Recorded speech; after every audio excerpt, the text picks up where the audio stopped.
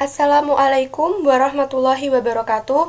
Kepada yang terhormat Bapak Fatun Nador selaku dosen pembimbing mata kuliah pendidikan kewarganegaraan serta teman-teman kelas TMT 2D yang berbahagia. Kami dari kelompok 7 akan menyampaikan hasil diskusi kelompok kami mengenai demokrasi Indonesia.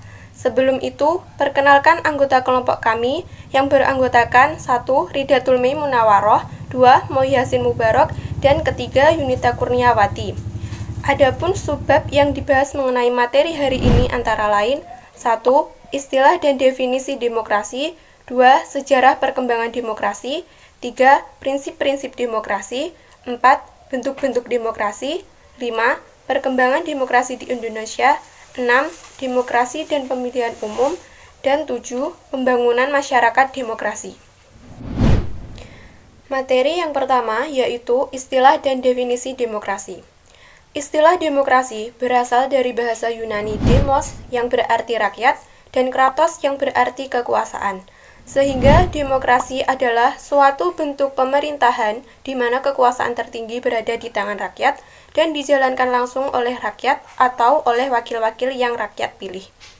Definisi demokrasi menurut beberapa ahli, diantaranya yaitu 1. Menurut Aristoteles, demokrasi adalah suatu kebebasan negara, karena melalui kebebasanlah setiap negara bisa saling berbagi kekuasaan di dalamnya.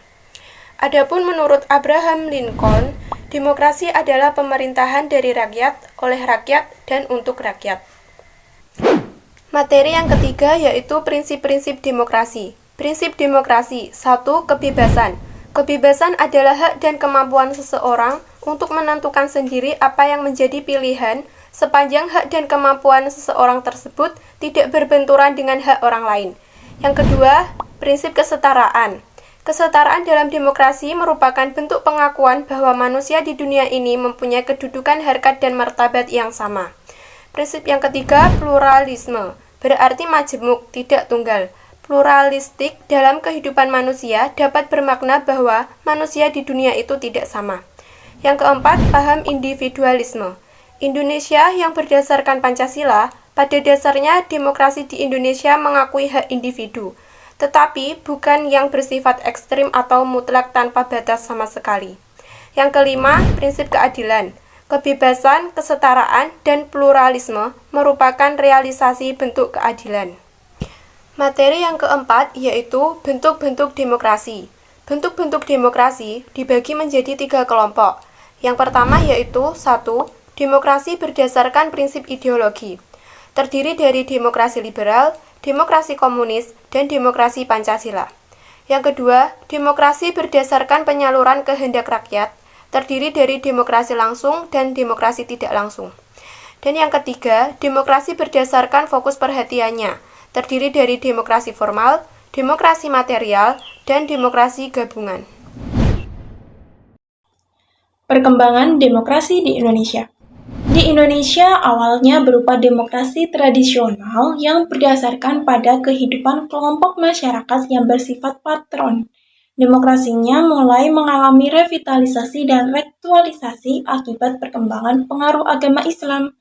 Pada saat Indonesia masih belum merdeka, demokrasi di Indonesia itu ditandai dengan berdirinya Budi Utomo dan organisasi lainnya.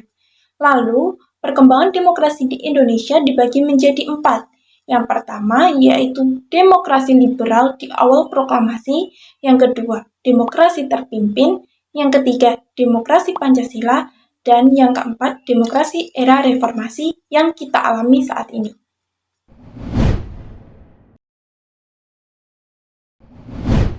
Nah, materi selanjutnya yaitu demokrasi dan pemilihan umum. Salah satu ciri dari negara demokratis yaitu terselenggaranya kegiatan pemilihan umum yang bebas, di mana pemilihan umum itu merupakan sarana untuk menyalurkan hak asasi politik yang salah satunya untuk memilih wakil-wakil mereka di lembaga legislatif maupun pemegang kekuasaan eksekutif seperti presiden dan wakil presiden. Pemilihan umum itu sendiri memiliki beberapa arti penting, yang salah satunya yaitu membentuk dukungan yang mayoritas rakyat dalam menentukan pemegang kekuasaan eksekutif untuk jangka tertentu. Pada pemerintah demokratis, pemilihan umum merupakan pesta demokrasi, Nah, mengapa dikatakan seperti itu? Ternyata itu dapat membawa cacat tersendiri dalam dinamika politik. Sehingga secara umum tujuan pemilu diantaranya melaksanakan kedaulatan rakyat sebagai perwujudan hak asasi politik rakyat dan untuk memilih wakil rakyat yang akan duduk di lembaga legislatif serta memilih presiden dan wakil presiden.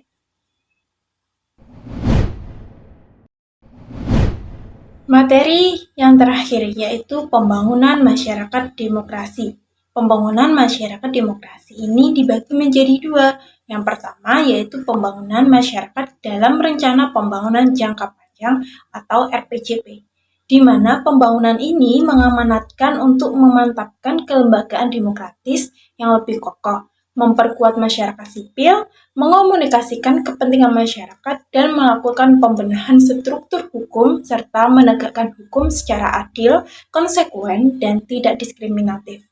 Nah, yang kedua yaitu pembangunan masyarakat demokrasi dalam rencana pembangunan jangka menengah atau RPJM. Karena belum optimalnya implementasi peran dan fungsi lembaga politik, sehingga sasaran yang dituju dari pembangunan ini yaitu berupa terlaksananya peran dan fungsi lembaga penyelenggara negara dan masyarakat yang sesuai konstitusi dan peraturan UUD. Nah, salah satu dari kebijakan pembangunan ini yaitu memperkuat masyarakat sipil.